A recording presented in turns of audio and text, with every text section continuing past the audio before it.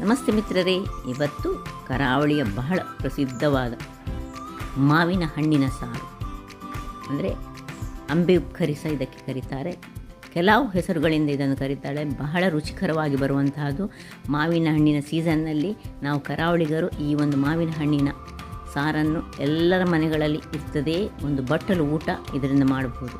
ಇದಕ್ಕೆ ಮೊದಲಿಗೆ ನಾವು ಮಾವಿನ ಹಣ್ಣನ್ನು ಚೆನ್ನಾಗಿ ತೊಳೆದುಕೊಂಡು ಹುಳ ಗಿಳ ಇಲ್ಲದ ಹಾಗೆ ನೋಡಿಕೊಂಡು ನಂತರ ಅದರ ಸಿಪ್ಪೆಯನ್ನು ತೆಗೆದುಕೊಂಡು ಸಿಪ್ಪೆಗೆ ಸ್ವಲ್ಪ ನೀರನ್ನು ಹಾಕಿ ಅದರಲ್ಲಿರುವ ರಸವನ್ನು ಕಿವುಚಿ ತೆಗೆದು ಗೊರಟಿನೊಟ್ಟಿಗೆ ಸೇರಿಸಿಕೊಂಡು ಒಂದು ಪಾತ್ರೆಗೆ ಹಾಕ್ಕೊಳ್ಬೇಕು.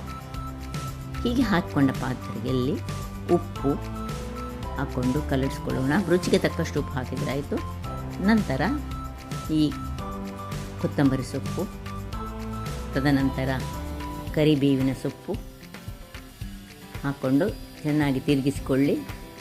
ತದನಂತರ ಬೆಲ್ಲ, ನಿಮಗೆ ಎಷ್ಟು ರುಚಿಗೆ ಬೆಲ್ಲ ಬೇಕು ಅಷ್ಟು ಬೆಲ್ಲವನ್ನು ಹಾಕ್ಕೊಂಡು ಚೆನ್ನಾಗಿ ಅದನ್ನು ಒಮ್ಮೆ ತಿರುಗಿಸಿಕೊಂಡು ನಂತರ ಇದನ್ನು ಒಲೆಯ ಮೇಲಿಟ್ಟುಕೊಂಡು ಸ್ಟವನ್ನು ಉರಿಸಿಕೊಂಡ ನಂತರ ಇದಕ್ಕೆ ಕಾಯಿ ಮೆಣಸು, ಎಷ್ಟು ನಿಮಗೆ ಸ್ವಲ್ಪ ಖಾರ ಬೇಕಿದ್ರೆ ಹೆಚ್ಚು ಕಾಯಿ ಮೆಣಸನ್ನು ಹಾಕ್ಕೊಳ್ಬೋದು. ನಾನಿಲ್ಲಿ ಒಂದೇ ಒಂದು ಕಾಯಿ ಮೆಣಸನ್ನು ಚಾಪ್ ಮಾಡಿಕೊಂಡು ಅಂದರೆ ಸಣ್ಣದಾಗಿ ಹೆಚ್ಚಿಟ್ಕೊಂಡು ಹಾಕಿದ್ದೀನಿ. ಸ್ಲಿಟ್ ಮಾಡಿ ಸಹ ನೀವು ಹಾಕ್ಕೊಳ್ಬೋದು.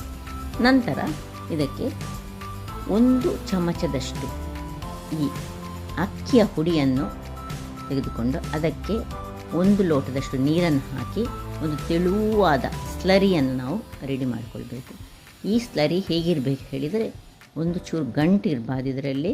ಚೆನ್ನಾಗಿ ಅಂದರೆ ಈ ಒಂದು ವಸ್ತುವನ್ನು ನಾವು ಯಾಕೆ ಯೂಸ್ ಮಾಡ್ತೇವೆ ಹೇಳಿದರೆ, ಈ ಮಾವಿನ ಹಣ್ಣಿನ ಸಾರು ಸ್ವಲ್ಪ ದಪ್ಪವಾಗಿ ಬರಲಿಕ್ಕೋಸ್ಕರ ಈ ಅಕ್ಕಿಯ ಹುಡಿಯನ್ನು ನೀರಿನಲ್ಲಿ ಕಲಡಿಸಿಕೊಂಡು ನಾವು ಮೊದಲೇ ರೆಡಿ ಮಾಡಿಟ್ಕೊಳ್ಬೇಕು.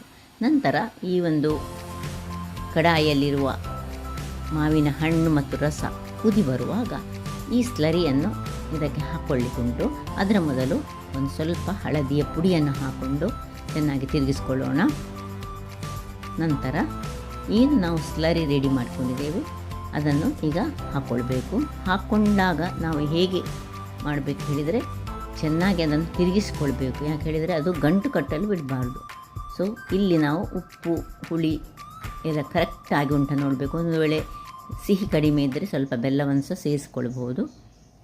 ಚೆನ್ನಾಗಿ ಮಿಕ್ಸ್ ಮಾಡಿಕೊಂಡು ಈಗ ನಾವು ಈ ಅಕ್ಕಿಯ ಹುಡಿಯಲ್ಲಿ ಏನು ಸ್ಲರಿ ರೆಡಿ ಮಾಡಿದ್ದೇವೆ ಇದನ್ನು ಹಾಕ್ಕೊಂಡು ಚೆನ್ನಾಗಿ ಕಲರಿಸ್ಕೊಳ್ಬೇಕು. ನಂತರ ಕೊನೆಗೆ ಒಂದು ಸಾಸಿವೆ, ಕರಿಬೇವಿನ ಸೊಪ್ಪು, ಹಿಂಗು ಹಾಗೂ ಒಣಮೆಣಸಿನಕಾಯಿಯ ಒಗ್ಗರಣೆ